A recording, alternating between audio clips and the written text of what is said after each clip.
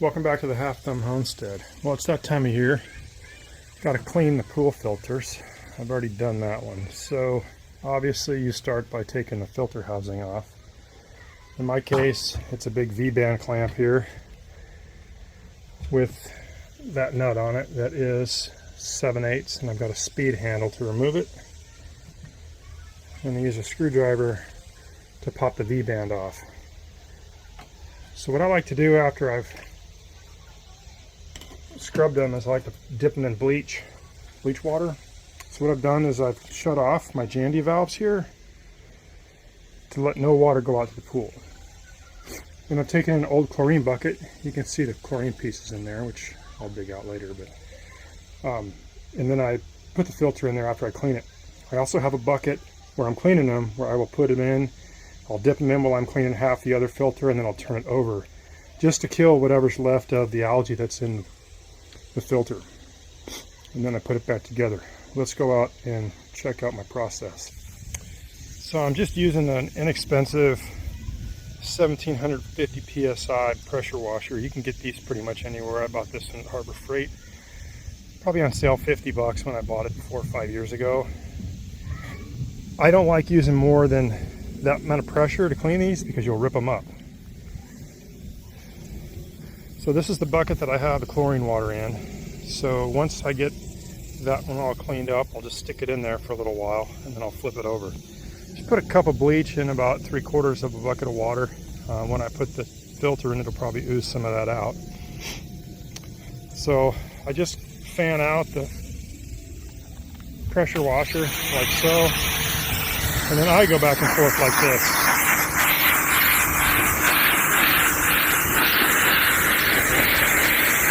That pretty much gets everything out of it. I mean, you can see this is probably 2 filters right here. It's pretty nasty. We've had an algae problem this year because of the heat. It's not turning green, but you can see that there is a little bit of hue of green to that. It is definitely black, and that's what's coming out there. That's the algae that I make sure that I kill with my bucket of bleach over there. So the process again, you can watch it get clean.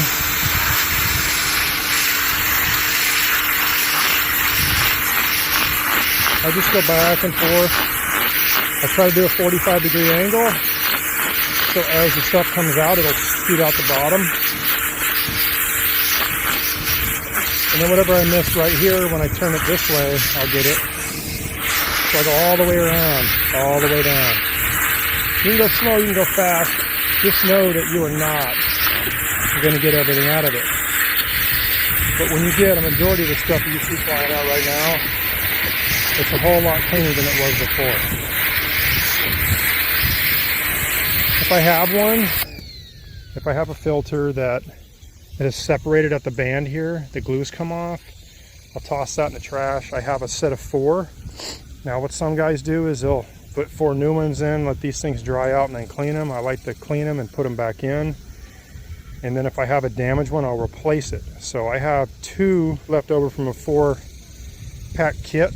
These are, I think, 105s, PE105s, because my filter housing is a PE420, so there's 105 cubic feet of water goes through this, and then the whole system is 405, I think, per hour maybe. So that's the cleaning process, and then like I said, when I'm done cleaning it, I'll stick it in that bucket. So let me finish cleaning this one and I'll put it in the bucket and show you.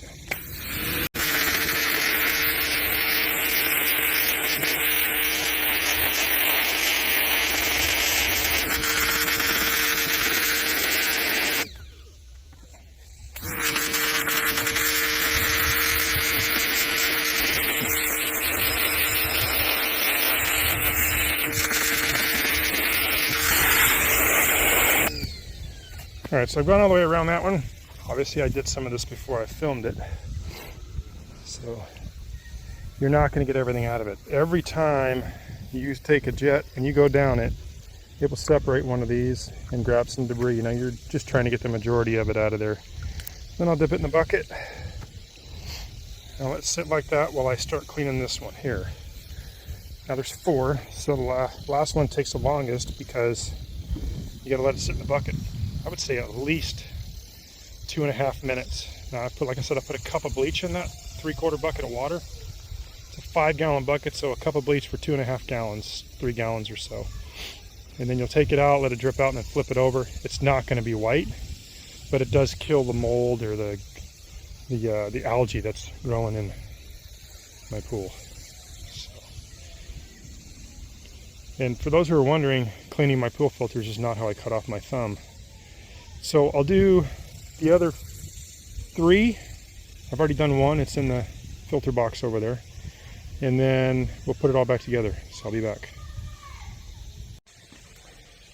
Here's 2 of the filters I've cleaned already. Now the iron staining is probably not going to come out. Again, I'm not that worried about it. The filter's clean. If you're that worried, you can toss it in the trash and put in a new one. I did take the plug out of the bottom, drain all the water out, rinse this all out. That's why you saw the chlorine stuff in there, is because I used the chlorine bucket to fill it up with water and then put the bleach in there. Now, household bleach, probably not the best thing to put in your pool. You can also use chlorine bleach for pools. You can buy it at the local hardware store. You can even buy it online. And I'm sure it's not as concentrated as what I used. I was trying to make sure I killed everything, so I don't have a problem using it. So, and there's the wrench I used to take the cap right there off. Now my filter pressure was at 20. It normally operates around 10. When it gets around 20, I know my filters are clogged. And you saw how nasty they were. So I got one more to clean. One more 30-40 minutes of heartache and pain, because it is my pool. You can see how cloudy it is. So hopefully this will help out. We've shocked the pool a couple days in a row. Added the chemicals. So this has been in here for about 2.5 minutes. Again, this is household bleach, concentrated, like industrial bleach. I just flip it over, put it back in the bucket. Onto the 4th and final filter.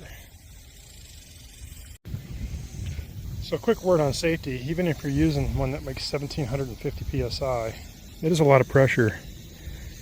Now it won't cut through concrete or wood, but if you make your tip where it's a perfect needle here, like so,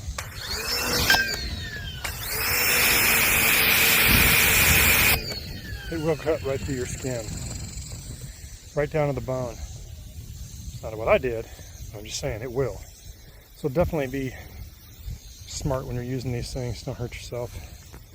So it's soaked in the bucket both sides for a good 2.5 minutes. Now let's walk over and put everything back together. So all 4 of my filters are in here. Got pretty good even spacing there. Now this right here is just a piece of 1/2-inch PVC. So if you take this out and break it, don't go spending $100 online to buy a new one. This little thing just pulls right off the top. This is like your filter that goes to your pressure relief valve there. It just slips right on top. That's it. Then you'll take your filter housing, manifold, whatever you want to call it,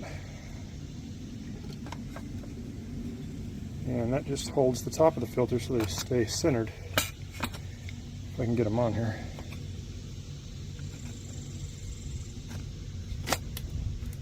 Like so. Now the filter bowl goes over the top. Make sure your seal's clean. Make sure there's no extra stuff on it. It will turn your fingers black. So I like to get mine wet a little bit of water on it. You can also use Magic Lube. It's like Vaseline, but it's for pools. I'll try to put everything I mentioned in the description below. Now make sure that your filter, if you open it up to let the pressure out, it's all the way closed, and it's where you're going to be able to see the dial when the pressure's on rather than having to walk around the back side. I like to put mine this way so I can open my door and see the pressure. I can also see it from the pool. Now you can purchase new ones of these. They're $25 I think, maybe a little bit less. You can also change the O-rings out, which in this case the first time will cost you exactly the same. So you can polish the lens to make it unyellow. You can buy a whole new apparatus. It just has one O-ring on the bottom, comes right off, bolts right on. You'll have to probably twist your filter housing to match wherever it tightens up at, but that's what I like to do. Now, you've seen a couple of my other videos. If you have, I use stuff called nickel seize. It's an anti-seize to go on the threads, and they're on those threads right there, because I don't want to gall them. If you gall those up, you got to buy a new V-band clamp, and they're expensive, so you don't want to do that. Make sure you check your O-ring and make sure it's good. We're going to put the V-band clamp back on, tighten it up, and start the pool back up. I also want to show you this on this V-band clamp. When you insert it inside here, there's 2 washers, a spring, and the 7/16 spring centering tool thingy, whatever you want to call it. So the small washer obviously goes over the top of the threads. The big washer fits over the top of the nut thing here. And you'll just obviously tighten it up. Now, I'm sure there's a torque on this. I like to tighten it down, and then I like to tap around it a little bit with my wrench. So I'm not sure I'll be able to show that to you because I need my 2 hands. I don't have anything to hold everything. But so yeah, I just put my speed handle on here, crank it down, so I'm right back. Okay, on mine, the V-band does not have a particular position it has to go in. I like to make sure that when I tighten everything up, I can get my speed handle over here without racking my knuckles on the wall. So once it's tight, I go around, start in the back, seat it. Hit it a few times, come up here, give it a twist. Probably needs more nickel seize. But if you watch that gap there, once I hit it, it probably goes a little closer. I can see it, the V-band clamp move, and then smoke it down. Remember, it does have a rubber O-ring on it in between the 2 filter pieces, so it's not relying on this V-band clamp to actually seal everything. The rubber O-ring is what seals. So if this V-band clamp leaks, you can try tightening it up more. If that doesn't help, then you need to replace the O-ring, which they're really big. So now that I have everything pretty much back together, I'm going to open the outlet to my pool. I'm going to open up one of my skimmers. And then I'm going to turn my pool on. I have this new Intermatic here. I did a video putting this thing in, a couple of them actually. This here Intermatic digital pool timer hooks to my network. The only thing I don't like about it is it doesn't have a quick release finger screw. So that's beautiful, isn't it? Hit the button, it turns on.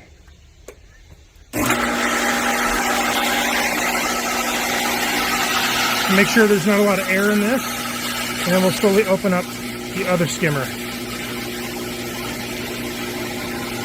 So now we know we're getting full water flow from both the skimmers being open. It's going out to the pool. This is my skimmers for my water jets here up top, and my sprayers. They look like that. So I have those shut off for now. And your pressure should be, on mine, around 10.